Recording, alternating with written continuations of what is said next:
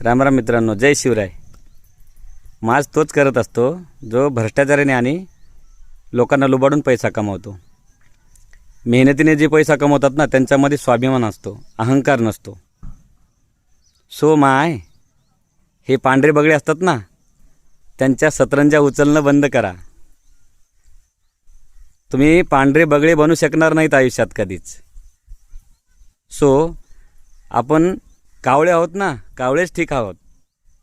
ते मेवा खातील आणि तुम्ही त्यांची घाण उचलसाल.